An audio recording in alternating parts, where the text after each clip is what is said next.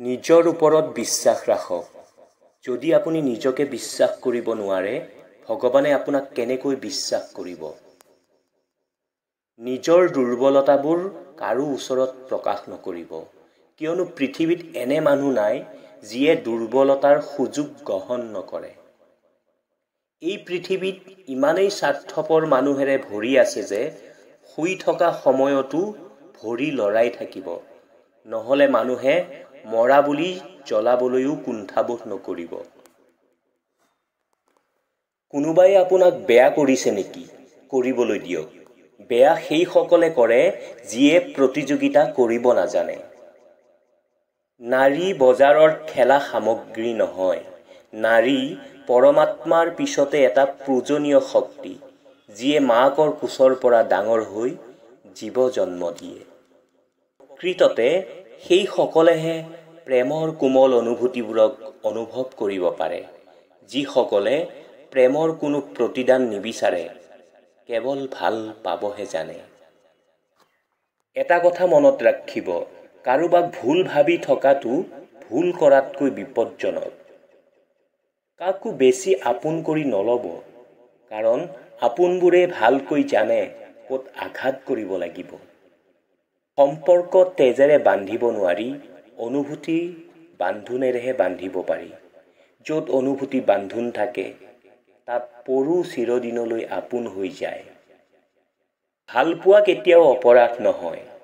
অপৰাধ সেইটোহে কাৰোবাক ভাল পাই মাজবাটত আঁতৰি যোৱাটো।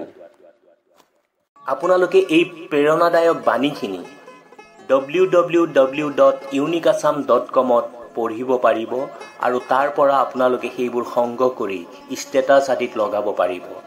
গতিকে আপোনালোকে গুগলত গৈ www.unicassam.com মাৰক, তাৰ পৰা এইবোৰ সংগ্ৰহ কৰক।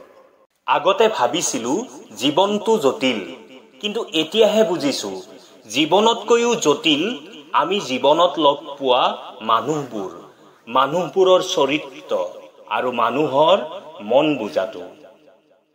পিয়াহৰ সময়ত মানুহে যিদৰে পানীৰ মূল্য বুজি পায়, ঠিক তেনেকৈ নিসংগ হ'লেহে বুজা যায় জীৱনত আপোন মানুহৰ মূল্য কিমান। জীৱনত এনে এজন মানুহ থকাটো খুবেই প্ৰয়োজন, যাক হৃদয়ৰ কথাবোৰ ক'বলৈ শব্দৰ প্ৰয়োজন নহয়। তিনিটা বস্তু কেতিয়াও নাভাঙিব: বিশ্বাস, প্ৰতিজ্ঞা আৰু হৃদয়। কিয়নো এইবোৰ যেতিয়া ভাঙে, গোটেই পৃথিৱীখনৰ প্ৰতি মোহ নাইকিয়া হৈ যায়। মহাত্মা গান্ধীয়ে কৈছিল, জ্ঞানী আৰু বুদ্ধিয়কজনে কাম কৰাৰ আগতে ভাবে আৰু মূৰ্খজনে কাম কৰাৰ পাছতহে ভাবে। মানুহ তেতিয়াহে সফল হয় যেতিয়া নিজক বদলায়, সংসাৰখনক নহয়। যেতিয়ালৈকে কোনো হাৰি নাযায়, তেতিয়ালৈকে কোনো হৰুৱাব নোৱাৰে। হাৰে সেইজন যিজনে নুযুঁজে। জীৱনত আপোনাক সময় দিবলৈ কাকো অনুৰোধ নকৰিব। যদি তেওঁ আপোনাৰ মূল্য বুজি পায়, আপোনাক নিশ্চয় সময় দিব। যদি আপোনাৰ মূল্য বুজি নাপায়, আপোনাৰ লগত থাকিও কিন্তু আপোনাৰ নহয়। এই তিনিটা কথাৰ কাৰণে আপোনাক কোনেও সন্মান নকৰে। 1. কাকো কেতিয়াও কথা পাতিবৰ বাবে হাত জোৰ নকৰিব। যদি তেওঁ আপোনাৰ লগত কথা বতৰা পতা নাই, তাৰ অৰ্থ এইটো হ'ল যে আপোনাৰ লগত তেওঁ কথা পাতিব নিবিচাৰে বা আপোনাক ভাল নাপায়। 2. ভুল তেওঁ কৰে, ক্ষমা আপুনি খোজে। সেইকাৰণে তেওঁ বাৰে বাৰে ভুল কৰে আৰু কেতিয়াও নিজৰ ভুল স্বীকাৰ নকৰে। 3. কাৰোবাৰ লগত সম্পৰ্ক স্থাপন কৰিবলৈ বা সম্পৰ্ক ছিঙিবলৈ লৰালৰি নকৰিব। অলপ সময় দিয়ক, যাতে পিছত পস্তাব লগা নহয়। কোনোবাই যদি আপোনাৰ বিশ্বাস ভাঙি দিয়ে, তেন্তে তেওঁক ধন্যবাদ দিয়ক, কিয়নো তেওঁৱেই আপোনাক শিকাব বিশ্বাস ভাবি চিন্তি কৰিব লাগে। কোনোবাই যদি আপোনাক এৰি যাব বিচাৰিছে, যাব দিয়ক, কাৰণ সম্বন্ধত মৰম বেছি ভাল লাগে, ভিক্ষা নহয়।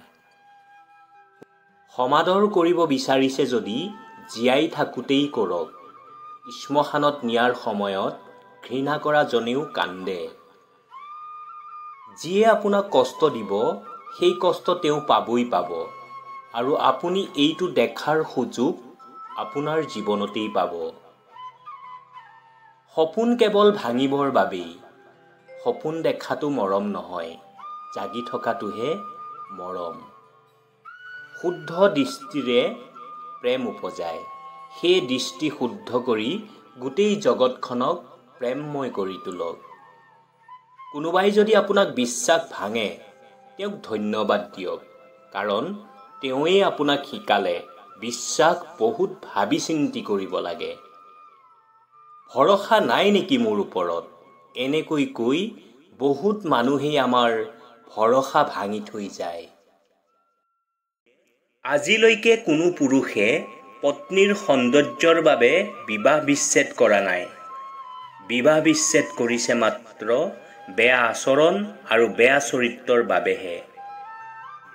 যেতিয়ালৈকে আপুনি সকলো অন্যায় অপৰাধ চুপচাপ সহ্য কৰি যাব, তেতিয়ালৈকে আপুনি এজন ভদ্ৰ ব্যক্তি হিচাপে চিনাকি পাব। কিন্তু যিদিনাই নিজৰ অধিকাৰ বিচাৰি প্ৰতিবাদ কৰিব, সেইদিনা হ'ব আপুনি এজন অভদ্ৰ ব্যক্তি।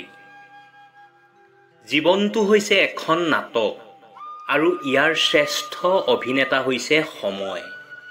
এই খন্তেকীয়া সময়ত সকলোতকৈ শ্ৰেষ্ঠ হৈছে আপোনাৰ সৎকৰ্ম আৰু ব্যৱহাৰ, যিটো মৃত্যুৰ পাছতো স্মৃতি হৈ থাকি যায়। আটাইতকৈ মূল্যৱান কি জানে? ভগৱানৰ আশীৰ্বাদ। ই আপোনাক বহুত ওপৰলৈ লৈ যাব পাৰে। এইটো সঁচা যে ভগৱানে সেইটো নিদিয়ে যিটো আপুনি বিচাৰে। ভগৱানে সেইটো দিয়ে যিটো আপোনাৰ বাবে উপযোগী, আৰু তাক বুদ্ধিমান ৰূপে ব্যৱহাৰ কৰাটো নিৰ্ভৰ কৰিব আপোনাৰ কৰ্মৰাজিৰ ওপৰত। জীৱন যুদ্ধত অকলে যুঁজিবলৈ শিকক, সুখী হ'ব পাৰিব আপুনি। যদি কোনো মানুহক অলপ জানিয়েই অযোগ্য বুলি ভাবিছে, তেনেহ'লে ভুল কৰিছে। কাৰণ প্ৰত্যেকৰে এটা নিজস্ব স্থান আছে, যিটো স্থানত তেওঁৱেই শ্ৰেষ্ঠ। হিচাপ ৰাখিব দেই। আজিকালি মানুহে সোধে, তুমি মোৰ কাৰণে কি কৰিলা? সময় দেখা পোৱা নাযায়, কিন্তু বহুত কিবা কিবি দেখুৱাই থৈ যায়। সকলো ইচ্ছা মানেই প্ৰেম নহয়। কেতিয়াবা কেতিয়াবা অচিনাকি সম্পৰ্কৰ বাবেও অন্তৰখনে হাহাকাৰ কৰি উঠে। আনক দুখ আৰু কষ্ট দি কিছু লোক বহুত সুখী হয়, কিন্তু এইটো তিতা সত্য যে দুখ পোৱাজনে যদি দুখ সহ্য কৰিব পাৰে, তেন্তে দুখ দিয়াজন মূল্যহীন হৈ যায়। ছোৱালীবোৰে ক'ব বিচাৰে, মাক দেউতাকৰ দায়িত্ব যদি তেওঁলোকক দিয়া হয়, তেন্তে দেশত বৃদ্ধাশ্ৰম নোহোৱা হ'ব। কিন্তু তাৰ ওপৰত নিৰ্ভৰ কৰিয়েই ক'ব বিচাৰিছোঁ, নিজৰ শাহু শহুৰক যদি মা দেউতা বুলি মানি লয়, দেশত কিয় গোটেই পৃথিৱীতে বৃদ্ধাশ্ৰম নোহোৱা হ'ব। ব্লাড বেংকেই এনেকুৱা এখন ঠাই য'ত general, OBC, ST, SC, Hindu, মুছলিম আদি জাত আৰু ধৰ্মৰ বিষয়ে কোনো নুসুধে। সেয়ে ক'ব বিচাৰিছোঁ, পৃথিৱীৰ সকলো মানৱতা যেন তাতেই লুকাই আছে। এই কথাটো সদায় মানি চলিব যে ভুল কৰাটো প্ৰকৃতি, আৰু মানি লোৱাটো সংস্কৃতি, আৰু ভুল শুধৰণি কৰাটো আমাৰ প্ৰগতি। কি আচৰিত কথা নহয়নে? এটা আপেল সৰি পৰা দেখিয়েই নিউটনে মাধ্যাকৰ্ষণ শক্তি আৱিষ্কাৰ কৰিছিল। ইয়াত মানুহ সদায় পৰি আছে, কিন্তু কোনো মানৱতা বিচাৰি ল'ব পৰা নাই। প্ৰশ্ন যদি কিতাপত থাকে, উত্তৰো কিতাপতেই থাকিব। ঠিক তেনেকৈ সমস্যা যদি জীৱনত আছে, সমাধান জীৱনতেই থাকিব। বেমাৰ যদি শৰীৰত থাকে, চিকিৎসাও শৰীৰতে হ'ব। এইটো আপোনাৰ ওপৰত নিৰ্ভৰ কৰিব যে আপুনি কেনেদৰে মানি ল'ব। জীৱনৰ এটা চিধা কথা, নিজৰ হিচাপে জীয়াই থাকক, আনৰ মতে নহয়। কিয়নো মানুহে যিকোনো পৰিস্থিতিতে বদলি যাব পাৰে। অপমানৰ প্ৰতিশোধ কাজিয়া কৰি নহয়, সন্মুখৰ ব্যক্তিজনতকৈ সফল হৈহে লোৱা যায়।